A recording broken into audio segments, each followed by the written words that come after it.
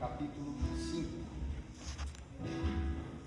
Antes da gente partilhar essa palavra que o Senhor nos deu, queria contar para vocês aqui o que aconteceu, né? Eu até partilhei com a Marluz. Ela me mandou uma mensagem no princípio do mês, me convidando para estar aqui com vocês nesse mês de agosto, e eu falei para ela que no dia de hoje dava para ouvir. E desde então comecei a rezar por essa palestra, e ontem, na missa, em algum momento que eu estava rezando assim, o Senhor falou no meu coração para pregar a palavra do paralítico que fica próximo àquela piscina de Betesda. E a Marluz tinha me mandado mensagem, mas no meu WhatsApp chega muita mensagem, então às vezes eu não vejo isso com muita frequência, assim, né? Eu abri a mensagem dela e tinha lá uma coisa que aconteceu no núcleo, né, das direções que Deus vai dando para o grupo da semana seguinte. E a palavra que Deus tinha dado era justamente aquela que Ele me falou na missa ontem sem eu saber. Então Deus ele vai moldando as coisas de acordo com o que Ele quer mesmo. É um movimento, né? Por isso que a Santíssima Trindade é uma unidade de amor. O Pai dá toda a sua realeza para o Filho. Esse movimento a gente chama na teologia de koinonia. E o Filho recebe toda esse poder, essa divindade do Pai, e Ele devolve em obediência, se encarnando, se tornando um de nós menos do pecado. E esse movimento do Filho no Pai se chama kenosis, ou seja, Ele se esvazia da sua divindade, assumindo a nossa pequenez humana e morre na cruz. Esse movimento do Pai no Filho e do Filho no Pai gera uma terceira pessoa, que é o Espírito Santo, que é um movimento. Quando uma pessoa morre, uma pessoa falece, o Espírito dela, a alma dela já não está lá. Então aquele corpo a gente fala que é um corpo desanimado. Ânima é a alma. Então o Espírito Santo é a alma da igreja, aquilo que bota movimento. É o Espírito Santo que faz tudo, e por isso o Espírito Santo fez como ele queria. Deu a palavra para ela e deu a palavra para mim também no meu coração, junto assim, né? As coisas de Deus são desse jeito. Mas para a gente chegar nessa passagem, acontece uma história que vem da tradição. A gente tem um tripé na nossa fé, né, católica. A gente é Escritura. Quais são os outros dois? Vamos ver se vocês estão bons de catequese. Quais são os tripés da fé católica? É Escritura, tradição e magistério. Então a nossa igreja, ela não é igual à igreja dos protestantes, por exemplo, né? Que eles só seguem a Bíblia, só a Escritura. Nós somos Bíblia, magistério e a tradição. O magistério está confiado a Pedro, que é o Papa. Quem foi à missa ontem, levanta a mão assim, ó. Vocês lembram do evangelho de ontem? Uhum. Qual foi o evangelho? Jesus perguntou para Pedro quem era ele. O que Pedro respondeu? Tu és Cristo, Filho de Deus, né? E aí o que Jesus responde para ele? Porque não foi a carne, nem o sangue te revelou isso, mas foi o Espírito. Então porque tu conheces, tu és Pedro, e sobre essa pedra edificarei a minha igreja. E as portas do inferno não prevalecerão sobre ela. Não é isso que foi o evangelho de ontem? Então Pedro, ele confirma a fé dos irmãos. Jesus, quando aparece lá naquela última pesca no evangelho de São João, capítulo 21, Jesus aparece na beira do lago, eles estão lá no mar, né, pescando, e eles não tinham pegado nada. Jesus falou assim: ei, joga a rede do outro lado. Aí eles falam assim: por causa da tua palavra nós vamos obedecer, mas nós não pescamos nada a noite inteira. E aí eles puxam vários peixes, né? E quando eles reconhecem Jesus, Pedro senta com Jesus, e como ele havia negado Jesus 3 vezes, Jesus fala para ele: Pedro, tu me amas? Todo mundo conhece esse evangelho, né? Ele fala: sim, Senhor, tu sabes que eu te amo, 3 vezes. E aí ele fala: apacenta as minhas ovelhas. E tem uma outra parte do evangelho que também fala que é para Pedro confirmar os irmãos na fé. Então, o nosso magistério, ele está confiado, a coluna são os bispos, que são os 12 apóstolos, eles são sucessores dos apóstolos. E o bispo de Roma é o Papa, que é a figura do sucessor de Pedro. Então, ele é a unidade visível da igreja. O Papa é a unidade visível da igreja. Então, nossa igreja é muito bonita por isso, porque a mesma fé que Pedro professou, recebendo ela do próprio Cristo, nós que estamos aqui professamos também, porque é uma fé apostólica. Ela é una, santa, católica, apostólica, romana. Então isso é muito bonito, né? E aí a tradição vai falar sobre essa passagem. Isso não está escrito aqui na Bíblia, mas isso vem da tradição. Isso chega até nós por histórias que veio do povo que viveu nessa época. Então, vou contar para vocês antes da gente entrar aqui na passagem. Quem sabe o nome da árvore que estava lá no jardim do Éden? Que Adão e Eva não puderam estender a sua mão depois do pecado. Como chamava aquela árvore? Árvore da vida, não é isso? Tinha uma árvore lá no jardim, que ela estava no meio, e eles não puderam comer mais dela, porque senão eles ficariam eternos com o pecado. Deus fez o que depois que eles cometeram o pecado? Expulsou eles do jardim. E agora o problema está instalado na humanidade, né? Instaurado. Mas o próprio Deus já faz uma promessa. Ele fala assim, ó, a mulher vai pisar a cabeça da serpente e a serpente vai morder o calcanhar da mulher. Ou seja, ele já estava dando a solução para aquele problema. Só que, como Deus sabia que teríamos uma solução, ele não deixa o homem ficar com o pecado eternamente, porque ele mesmo se encarnaria no seu filho e viria a esse mundo para nos libertar do pecado. Então, quando acontece essa cena do pecado, Adão e Eva são expulsos do paraíso. Todo mundo sabe essa história, né? E eles colocam então um anjo, um querubim, com uma espada flamejante na porta do jardim do Éden, para que o homem não entre lá e pegue a árvore da vida. Não é isso que acontece? E a partir dali, a gente vai ter diversas coisas na Bíblia, até Jesus vir, morrer por nós na cruz e restituir em nós a graça de quando nós havíamos sido criados. Porque o batismo é uma morte. A gente morre para esse mundo e nasce para a vida da graça. Porque nós recebemos dentro de nós um germe divino. O Pai, o Filho e o Espírito Santo agora não estão só no céu, não estão só do nosso lado, eles estão dentro de nós. E o nosso coração passa a ser agora o paraíso.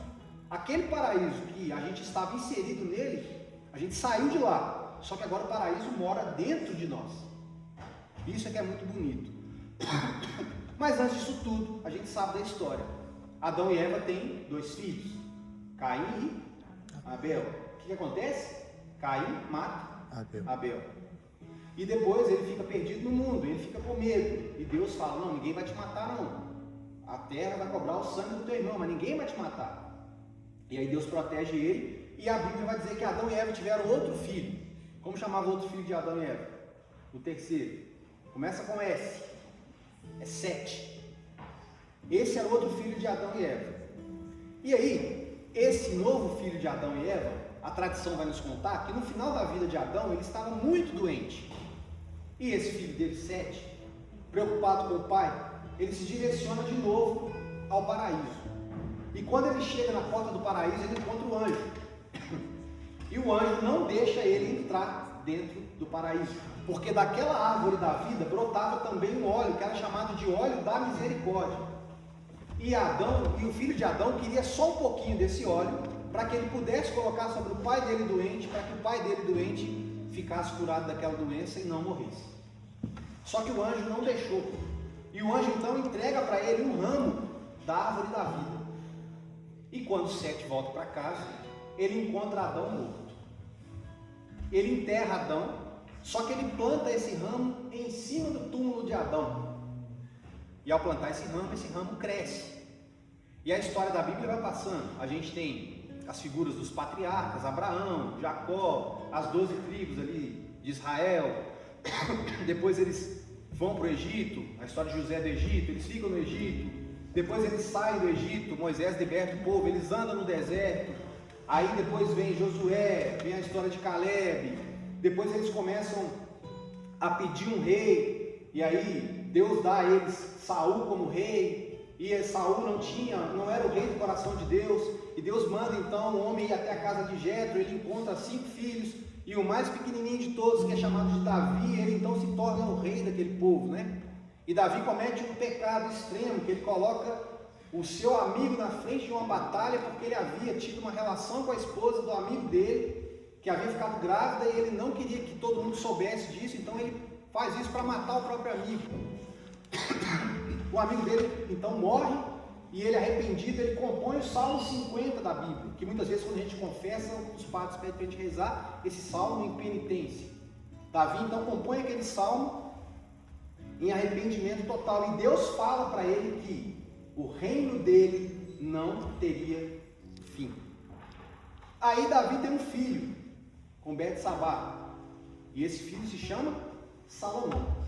Um belo dia, essa árvore que foi plantada no túmulo de Davi, ela fica grande. Betsabá então vai rezar nessa árvore, e ela diz que daquela árvore brotaria a salvação do mundo. Salomão ficou com muito medo, e ele mandou cortar aquela árvore e fazer uma cova para ela ser enterrada.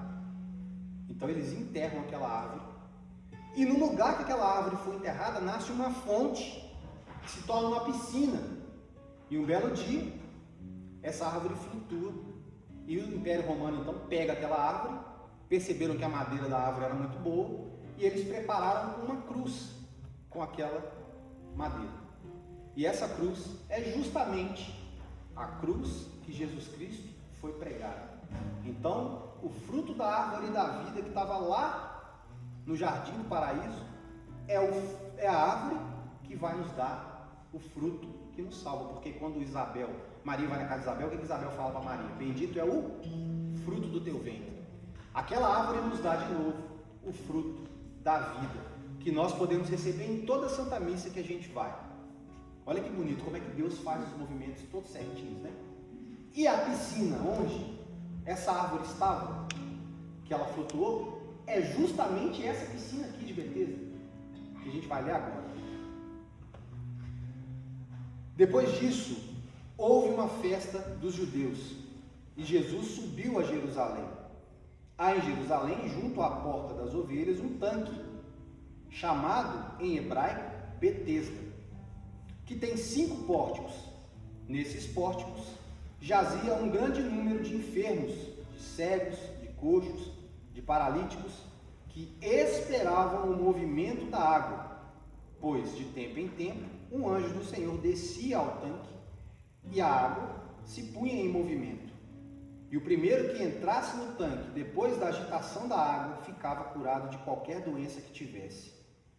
Estava ali um homem enfermo há 38 anos. Vendo-o deitado e sabendo que já havia muito tempo que estava enfermo, perguntou-lhe Jesus: queres ficar curado? O enfermo respondeu-lhe: Senhor, não tenho ninguém que me ponha no tanque quando a água é agitada. Enquanto vou, já outro desceu antes de mim. Ordenou-lhe Jesus: levanta-te, toma o teu leito e anda. No mesmo instante, aquele homem ficou curado, tomou o seu leito e foi andando. Palavra da salvação. Glória a Deus. Vocês prestaram atenção no que aconteceu aqui? Aqui aparece um número, 38 anos, que aquele homem estava na porta, esperando alguém pegar ele, colocar ele na piscina para ele ser curado. Esse número nos remete de novo ao Antigo Testamento. O povo de Deus, eles iriam andar pelo deserto entre 38 e 40 anos. Ou seja, esse número é um número de movimento. É um número onde a pessoa está saindo de uma certa prisão. Então aqui, Jesus, o evangelista já quer nos mostrar que Jesus ele vai nos libertar de algo que nos aprisiona. E nessa noite, você que saiu da sua casa, que veio aqui, o que tem te aprisionado? O que tem aprisionado o seu coração? O que tem te feito ser servo dele? Porque lá no Antigo Testamento, quando Deus faz o homem, logo após criar todas as coisas, ele cria o homem e fala assim: submetei as coisas. E submeter as coisas é controlar as coisas. Só que nós, seres humanos, depois do pecado, temos um negócio que chama concupiscência. E muitas vezes, a concupiscência vai fazer o que com a gente? Vai nos fazer ser dominados pelas coisas e não dominarmos as coisas. Tem gente que é escravo da bebida, tem gente que é escravo da droga, tem gente que é escravo das telas. Tem gente que é escravo de tudo quanto é coisa que existe. Mas nós não fomos feitos para ser escravos. Nós fomos feitos para ser livres. Foi para a liberdade que Cristo nos libertou. Então nessa noite a gente já começa assim, Jesus te questionando. O que é que tem te deixado preso? O que você precisa ser liberto nessa noite? De qual escravidão? Esse número 38, ele representa isso. Esse paralítico, né? Ele estava ali, naquela piscina, e ele prestava atenção na água. Ele não prestava atenção no seu redor. Quem estava diante dele? Jesus. Ele já devia ter ouvido falar de Jesus muitas vezes, porque o nome de Jesus já estava famoso pelos milagres que ele foi fazendo, né? No Evangelho de São João mesmo vai dizer que Jesus fez muitas outras coisas naquele lugar, mas nem todos os livros do mundo caberiam tudo aquilo que Jesus havia realizado. Então nem tudo que está aqui na Bíblia foi aquilo que Jesus realizou. Ele realizou muito mais do que está aqui. Aquele homem com certeza sabia quem era Jesus, só que ele estava lá na frente de Jesus e estava prestando atenção na água. Quantas vezes a gente vem aqui na igreja, na Santa Missa, quando o padre ergue a mão para um pão e um vinho e transforma em corpo, sangue, alma e divindade de Cristo, a gente, ao invés de prestar atenção no milagre que está acontecendo ali, porque é um ser humano que ergue as mãos para um pão e um vinho que se torna o próprio Cristo, o próprio Deus, na nossa frente, a gente se preocupa com a roupa que a gente está vestindo. Ah, não vou na igreja não, porque fulano de tal vai estar lá, e aí vai ficar olhando para que roupa que eu estou vestindo.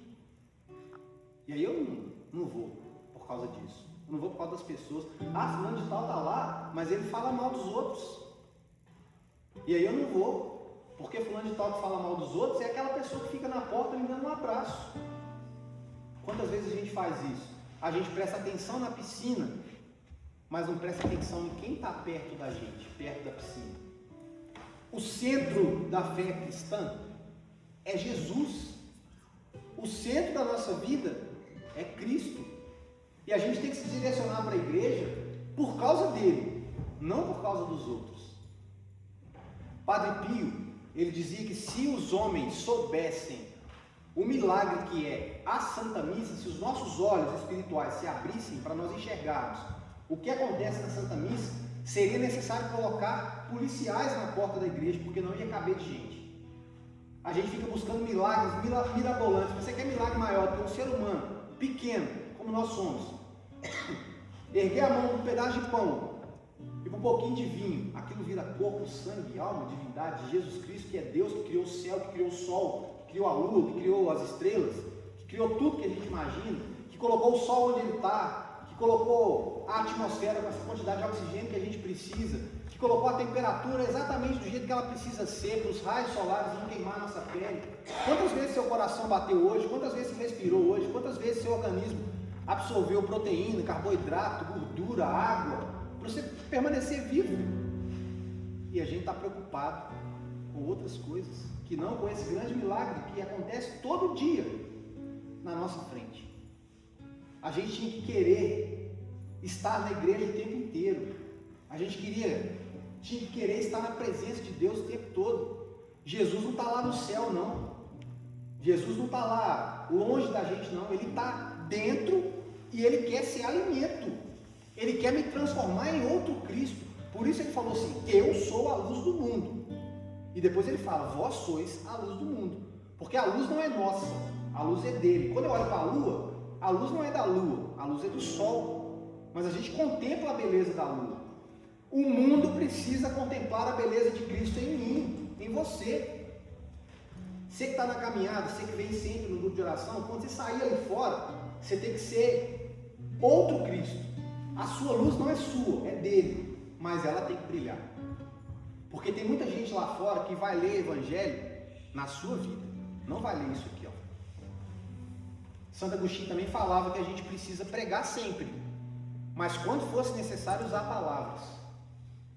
Como que tem sido a nossa vida enquanto cristãos? A gente tem se preocupado mais com o que as pessoas pensam da gente ou com o Cristo, que é o centro da nossa fé? Por isso o sacrário fica no centro da igreja. E se a gente prestar atenção aqui, ó, a porta da igreja ela fica direcionada para o sol, que é o sol que é Cristo, a luz que ilumina toda a criatura. Esse deve ser o foco da nossa vida. A gente não pode perder isso de frente, não. A gente não pode perder isso de vista.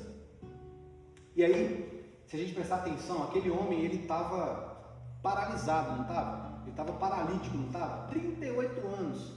E ele olhava as pessoas sendo curadas. E o que ele fazia? Por que não é comigo? Por que é com ele?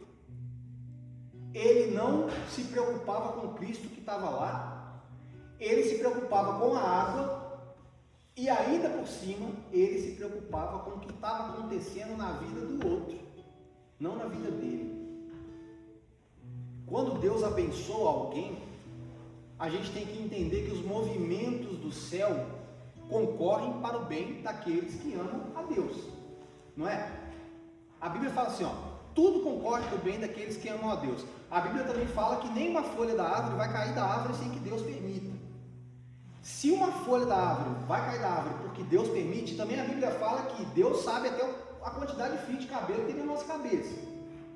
Se a gente acredita de fato nesse Deus, se a gente tem fé, e fé pela filosofia é adequar a mente ao objeto, se a gente então fala que tem fé, a gente está falando que a gente está adequando a nossa mente ao objeto que nós estamos recebendo, que é a fé, que veio de presente da igreja para nós, porque a fé que a gente professa é a fé que foi entregue a Pedro e chegou até nós. Não foi isso que a gente falou no começo? Tu és Pedro, sobre essa pedra edificarei a minha igreja. Então eu acredito naquilo que Pedro acreditava. Só que Pedro, ele tinha Jesus no centro da vida dele. E muitas vezes eu não tenho Jesus no centro da minha vida. Eu tenho as coisas que acontecem à minha volta. Eu tenho a piscina, eu tenho as pessoas. E muitas vezes a gente faz assim, ó. A gente olha para o outro e a gente fala, por que não aconteceu esse desastre, essa perda de uma pessoa, de um familiar, ou essa perda de alguma coisa, essa dívida na vida de fulano de tal e aconteceu na minha? Parece que Deus me esqueceu. Quantas vezes a gente fala isso? Quando acontece alguma coisa ruim na nossa vida, a gente fala assim, por que na vida de fulano de tal tudo está certo e na minha só está errado? A gente não consegue perceber que tudo, e quando fala tudo, é tudo. Tudo concorre para o bem daqueles que amam a Deus. Um dia, quando nós chegarmos na presença de Deus, nós vamos entender porque a nossa vida teve que ser difícil assim. Lá na glória. Agora é hora de eu acreditar que tudo que Deus faz é bom, até aquilo que é ruim, até aquilo que eu não quero. Tudo que Deus faz é bom. Até as quedas, porque nas quedas nós vamos aprendendo a ser melhores, nas quedas nós vamos nos erguendo mais fortes. Então Deus permite até que a gente caia no pecado, por quê? Porque lá no pecado, na hora que a gente está lá no fundo do poço, vai acontecer com a gente igual aconteceu com aquele filho pródigo. A gente vai cair em nós e perceber a nossa pequenez, e a gente vai voltar. Preste atenção nesse movimento. Deus, ele estava no céu, cheio de glória. Pensa no sol. Deus criou o sol. Pensa na força do sol. Aquele dia que está fazendo aquele calor, meio-dia. Se a gente ficar lá fora, sem camisa no sol, o que vai acontecer? A gente vai ficar queimado. Esse sol foi criado por Deus. Esse Deus que estava lá no céu, na sua glória. Olha esse Deus aí. Esse Deus, ele quis se aniquilar desse poder todo e se tornar um ser humano. Mas um ser humano, uma criança, que é indefesa. Você pode fazer o que você quiser com ela. Você pode abusar, você pode bater, você pode maltratar, você pode tudo, porque ela não tem defesa. Ela precisa de outro. Era Deus que estava lá, naquela manjedoura, necessitando de todo mundo. Ou seja, Deus se aniquilou. E quando Deus faz o homem, a Bíblia diz para nós que ele formou o homem do pó da terra. Só que a gente não consegue entender as palavras. Pó é quando a gente pega uma mão cheia de areia, e a areia é formada por um monte de grãozinho ali, não é? É um grãozinho daquele, é o pó. No meio de um monte de areia. Aquilo somos nós somos feitos daquilo ali. Um nada. Olha o grão de areia diante do sol. Isso a gente está falando da nossa galáxia. Imagina as outras. Olha o tamanho disso tudo que Deus criou. Então a gente pode perceber o tamanho de Deus. Ele se fez um pó. Eu não quero me tornar um pó. Por isso que Deus falou, você vai ter que voltar ao pó, porque a gente vai ter que nos matar, matar a nossa vontade, matar aquilo que nos deixa confortável, matar tudo que está à nossa volta, que nos tira do centro, que é o próprio Cristo. A gente vai ter que fazer isso, a gente vai ter que voltar lá no pó, porque Deus, que é Deus, Ele foi ao pó, para se tornar um de nós. E para mim voltar para Ele, agora eu preciso me tornar um pó, mas eu não quero morrer. Não é morte física só não, é morrer para a minha vontade, é morrer para aquilo que está do meu lado, é morrer para aquilo que me afasta de Deus. Às vezes o meu olhar me afasta de Deus, por quê? Porque eu estou olhando para a piscina, eu estou olhando para as outras pessoas que estão sendo curadas e não estou observando que Jesus está na minha frente me falando, filho, pega a tua maca e anda, porque Ele está ali para todos. O sol nasce para todos e Jesus é o sol da justiça, Ele brilha sobre todo mundo. O que a gente precisa ter é fé. Você acredita que Jesus é Deus? E se você acredita que Jesus é Deus, em qual Jesus você acredita? No Jesus que nos foi revelado e que nos foi trazido pelo magistério da igreja, que a gente conhece na palavra, ou você acredita no Jesus que você produziu, que tem que fazer a sua vontade a hora que você quer, que tem que obedecer os seus pedidos a hora que você pede, que tem que ser o fantoche nas suas mãos e não o contrário? Qual Jesus você acredita? A gente precisa às vezes cair em nós para perceber quem nós somos e o que a nossa fé quer nos trazer. A nossa fé quer nos devolver a Jesus, mas muitas vezes não é o demônio, não é nada disso que nos afasta de Deus, não, somos nós mesmos. E por isso a teologia vai dizer que o pior inimigo que nós temos somos nós mesmos. Depois vem o mundo e depois vem o demônio. E quando fala mundo, não é mundo criado por Deus, é o mundo das ideias.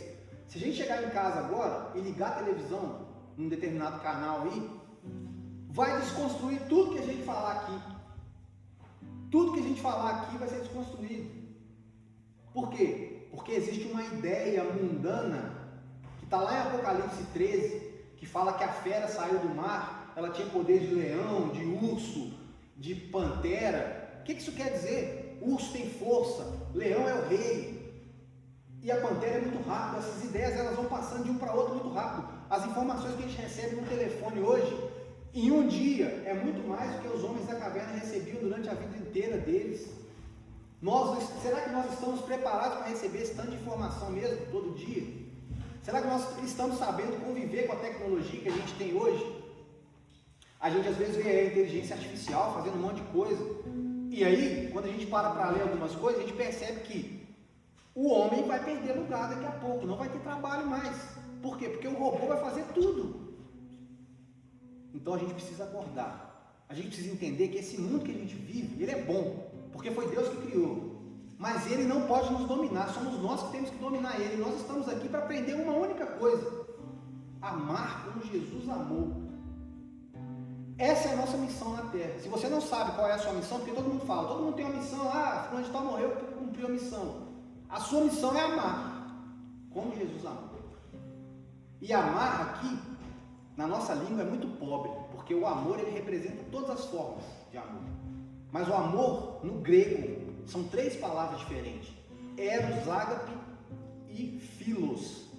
Nós temos que amar com amor ágape, que é o amor de entrega, o amor de doação. Eu escolho pelo outro, além do outro. Por isso que as pessoas se casam. Se você for casar um dia, não se case se você não estiver sentindo isso pelo outro. Eu vou me casar com o outro, além do outro. Porque todo mundo vai ter limites. Só que limites eles podem ser superados. E a gente precisa entender isso. E voltando à nossa passagem central, Jesus então olha para ele, para aquele paralítico que estava lá no pórtico, sentado lá, falava que ninguém conseguia levar ele lá. Ele na frente de Deus, olhando para tudo que estava à sua volta, menos para Deus. E Jesus fala com ele: levanta, toma a tua maca e anda. Ele não precisou tocar lá na piscina, ele não precisou de mais nada. Ele precisou o quê? reconhecer que Deus, que Jesus, estava na frente dele e ouvir aquilo que Jesus havia falado. Para nós, Jesus nos fala através da igreja, na missa, nas pregações que a gente ouve, nas nossas orações, porque o Espírito Santo está dentro de nós e ele vai então nos dando moções, vai direcionando a nossa vida. E as paralisias que a gente tem na nossa vida, elas vão indo embora quando a gente ouve aquilo que Cristo quer para a nossa história, para a nossa vida. Então sai daqui hoje com isso na cabeça. Jesus é o centro. Você vem na igreja por causa de Jesus. Para de olhar para aquilo que está do seu lado, para as piscinas da vida.